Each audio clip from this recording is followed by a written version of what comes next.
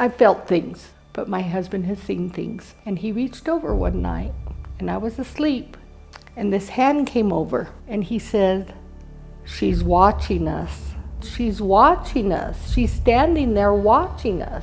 And then he said she went over and looked at our daughter sleeping, and then she was gone.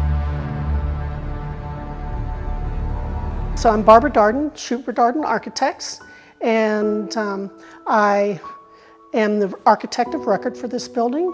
The town of Antonito hired my company and to start doing the renovations on the building.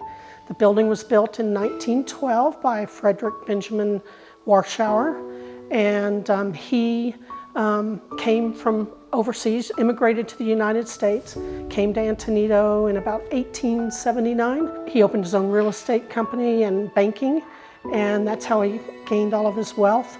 What is interesting is that this is a very moderate income neighborhood, and he bought this entire block and built this house, put a big wrought iron fence all the way around it, and so it was kind of from what I've heard from local residents, it was kind of contentious that he built this house amongst this very moderate neighborhood. So the building has an intercom system.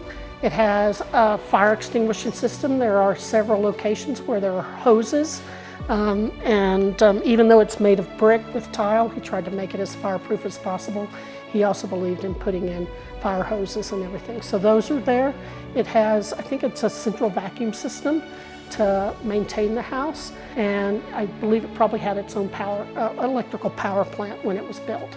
So it was very modern for the times and probably very unique for Antonito in 1912, which was a very small rural community in Colorado. I am Carol Robbins Morgan.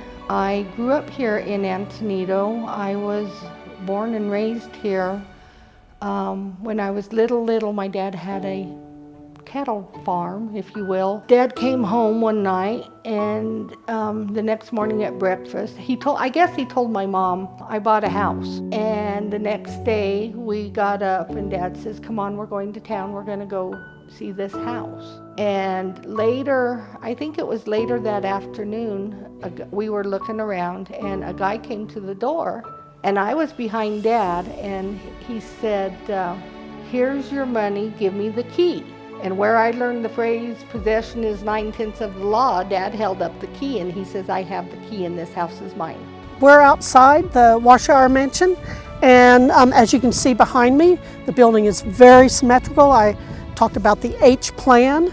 It has two legs with a connector. Also very unique to this building, which you can't probably see, are on the smaller roofs on the north and south elevations. The north is here on my left behind me, are little bitty cast fish downspouts. And so when the water would run off the roof, the water would come out of the fish's mouth onto the ground. Several of them are missing on the south elevation, but they're still intact on the north elevation.